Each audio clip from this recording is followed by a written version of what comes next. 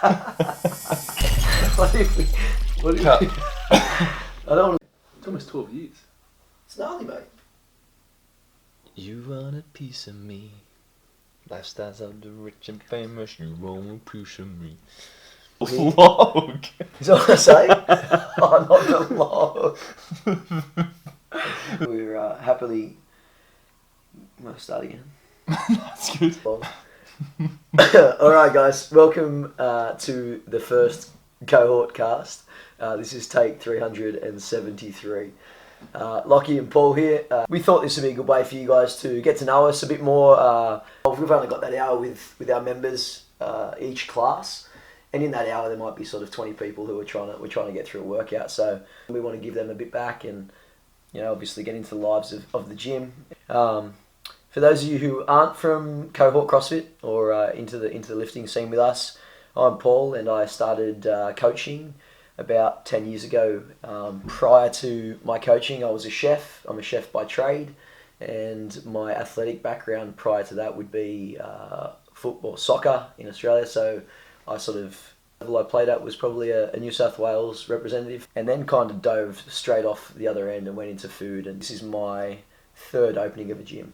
And Cohort is now solely my venture, and my team, Lachie, Soph and Ollie, house about 100 people, and we tend to focus mainly on strength and conditioning, obviously using CrossFit as our main tool.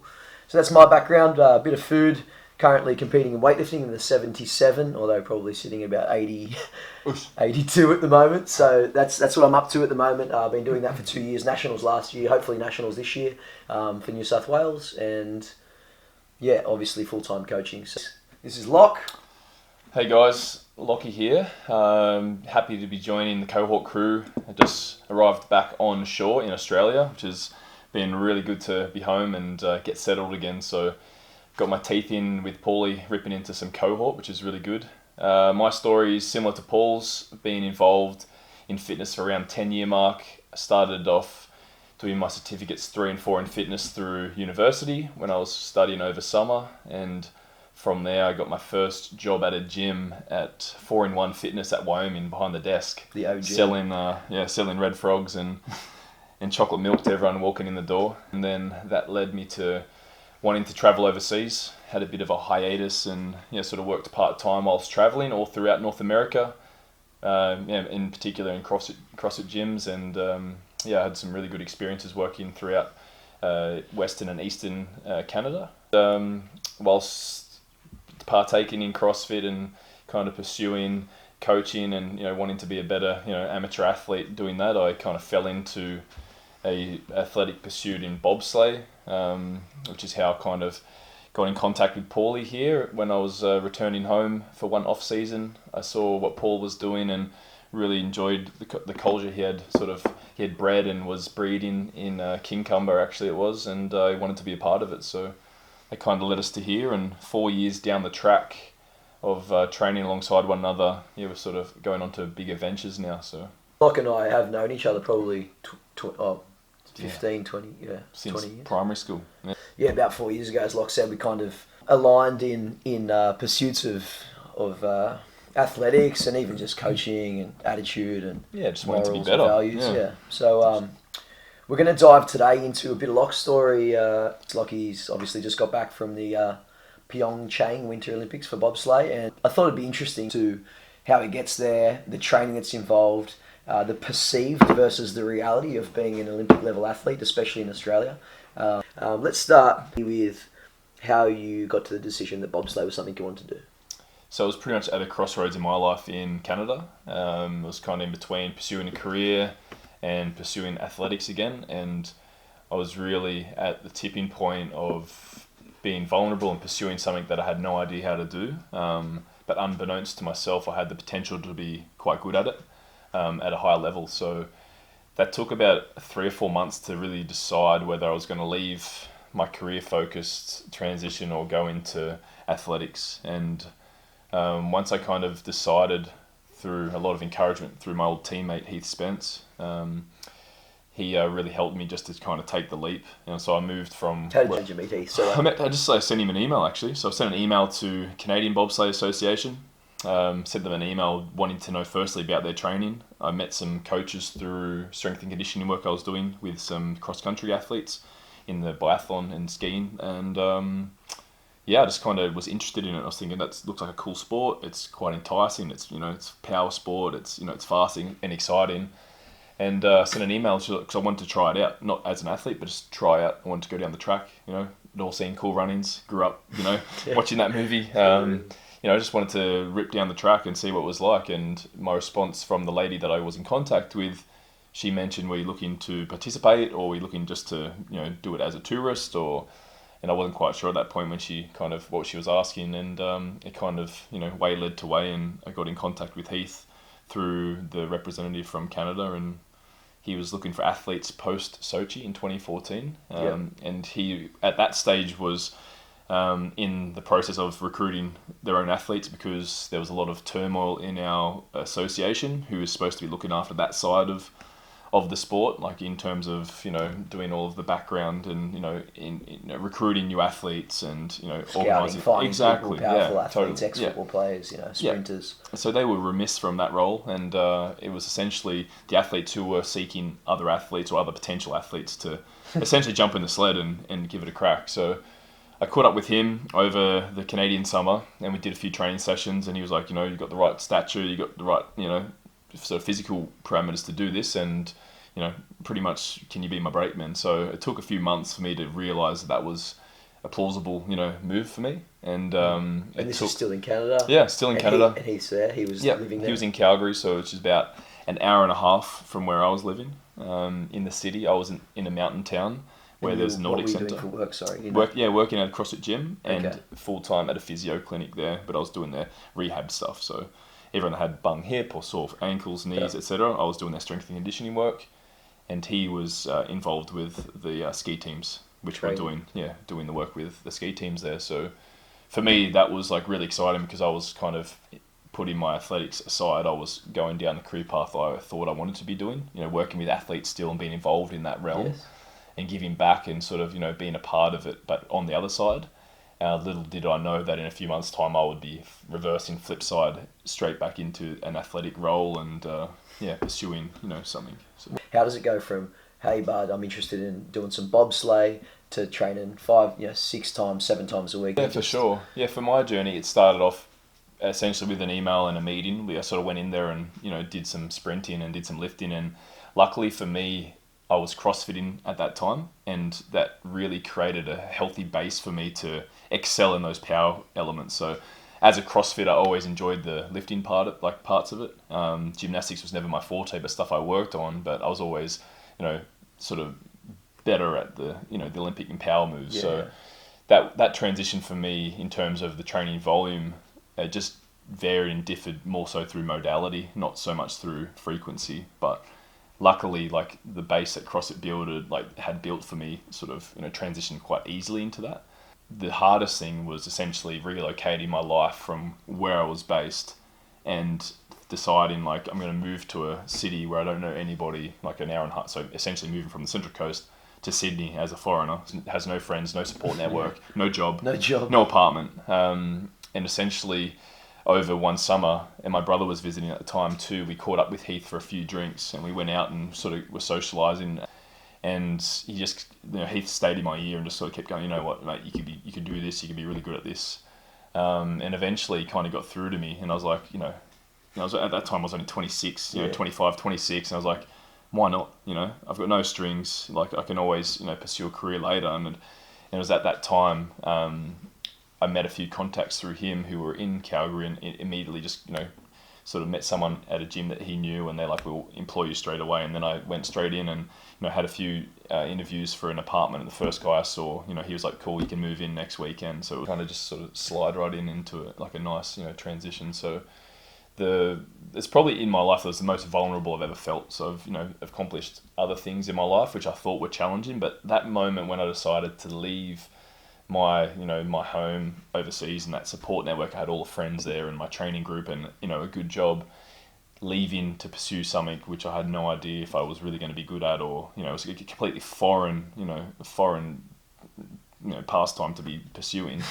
And I just kind of just leapt, and the rest was history. So that was it. And my first race was November of that same year. So I moved into Calgary in August, and so it was like full-time training, no sliding because the track wasn't open yet. August, 3 months later, racing. September, October, and then I was on the track. Does it feel like a lifetime ago now? Like 100%. that decision, all this stuff totally. we're talking about. Yeah, big time. Yeah, and it's only 4 years ago, or just over. But yeah, it feels like an eternity ago. You want a piece of me?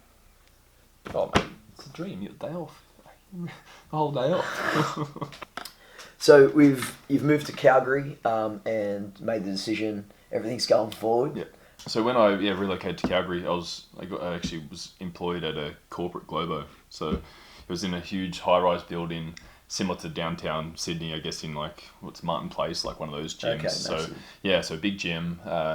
The facility was only for tenants of the building, and it was all people that worked in oil and gas. So very affluent people, very lovely people, and obviously networked with some really cool and influential people there that are in the oil and gas business. And so from there, I pretty much moved straight into my new apartment, which was about 5 blocks from the gym, which was perfect for location. I wasn't quite sure actually where everything was in relation.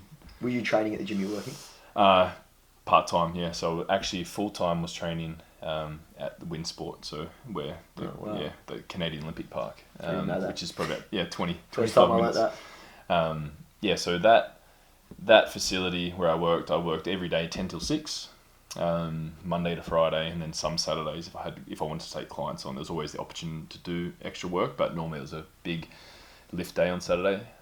Generically how the days went, I worked on splits, which normally would be like a morning session, so I'd have to wake up before work, obviously get out. This is training, so so like the sprint stuff I'd get done early in the morning, normally on a Monday, Wednesday, Friday, and then lift in most evenings. So it was pretty flexible with my schedule, because the 10 till 6 allowed me to wake up early and get to the track or get to the gym early depending on what the session was, and get it complete, and then sort of race home, shower, get changed, and then ride my bike or run down to the gym where I was working 10 till 6, and then from there get back home. Once I walked back home, it took about 40 minutes or so, get back in the car and then drive out to Winsport. Normally I could get there by 7:30. So when I was working downtown Calgary, the training I was doing there was quite intense too. And obviously being new at the sport, I didn't know quite what I was meant to be doing, or if I was doing it, and I was very eager always. So I was always training really hard and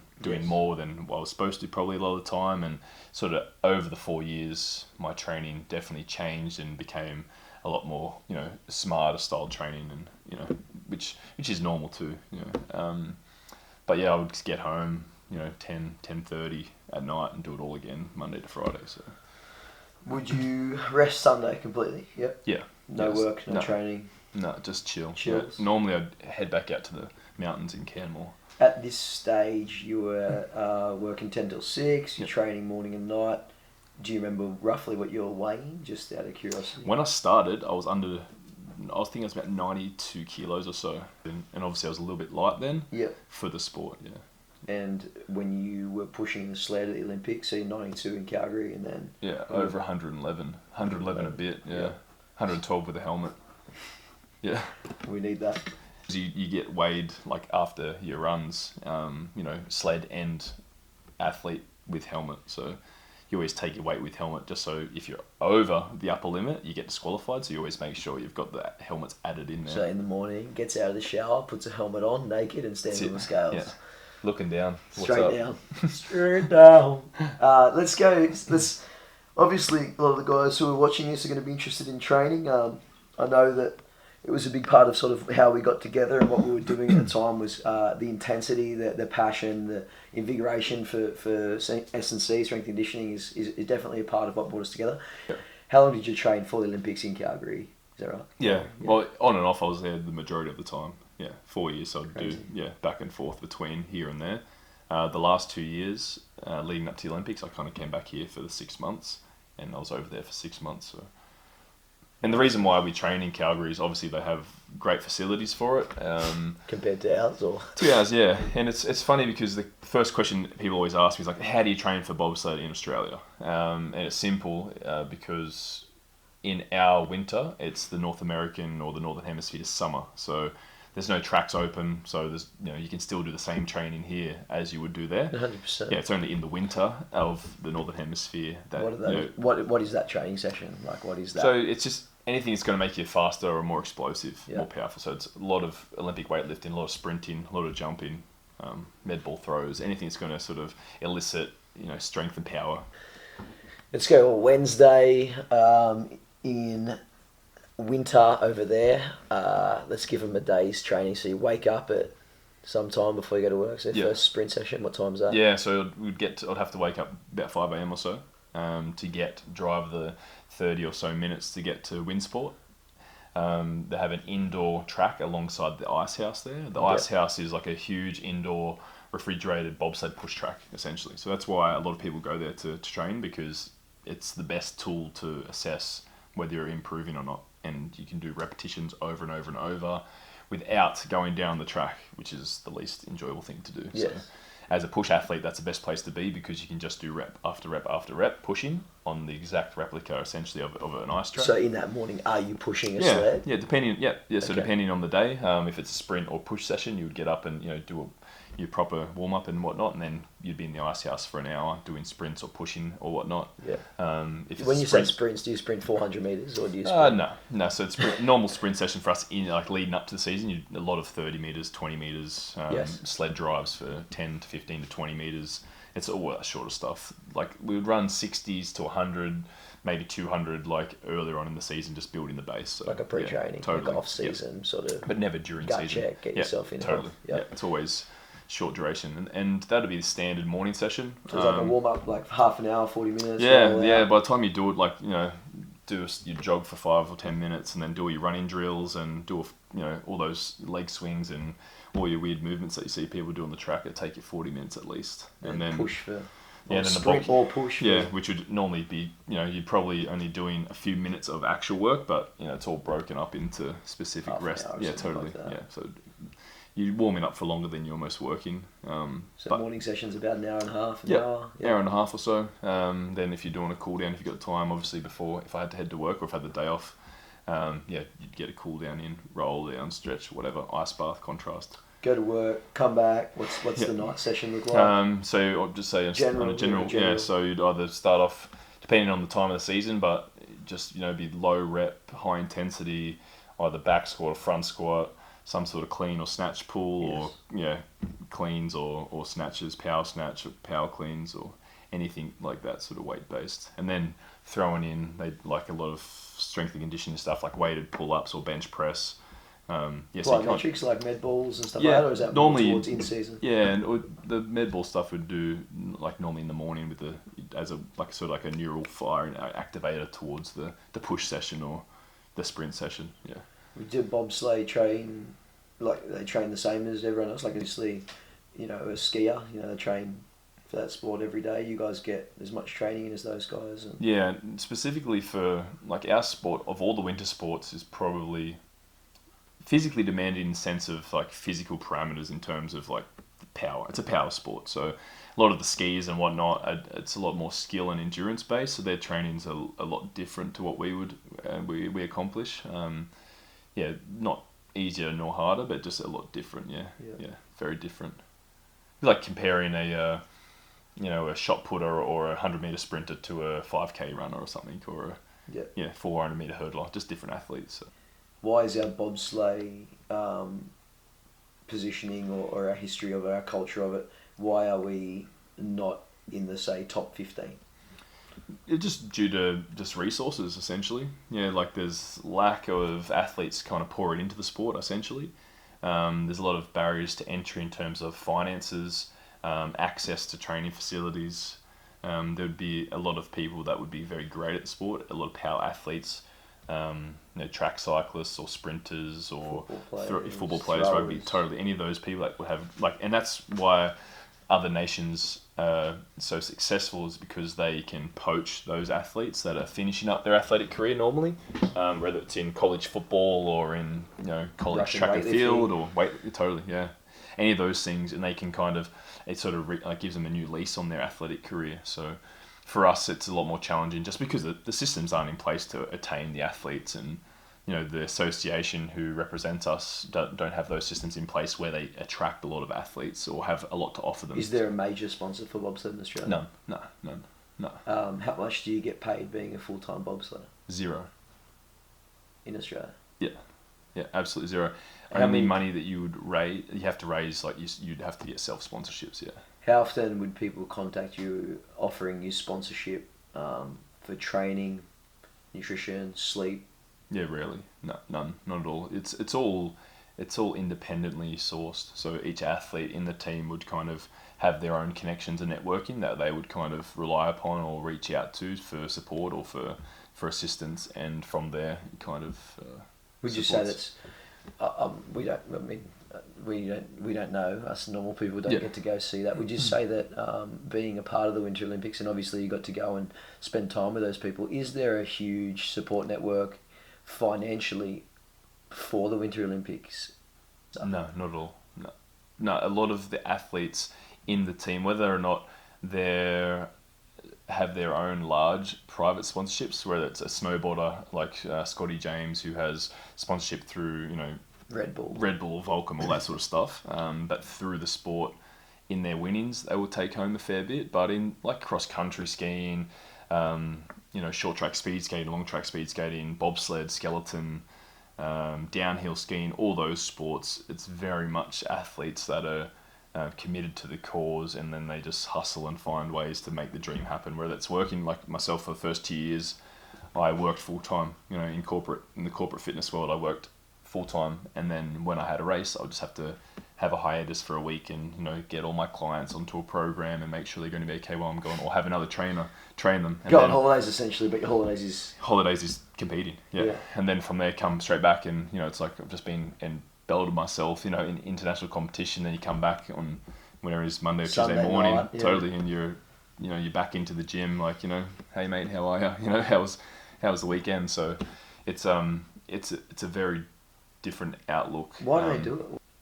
It's a show of national pride. Like, you obviously choose to be there, but why do they pursue that? I mean, we're not a country that it's easy to train for. We're not a country that it's easy to even get involved with. Like, really, unless you're living in Jindy, Melbourne, out in the sticks. It's like, why do these guys pursue that? I think it's just something that's ingrained in them as a person. I don't know whether or not athletically they had other pursuits and they kind of have fallen into the sport, but a lot of it's environmental. They kind of, whether they're involved in it through their family or they just started skiing part-time and they really, they had an affinity towards it, and then they wanted to go to the next level.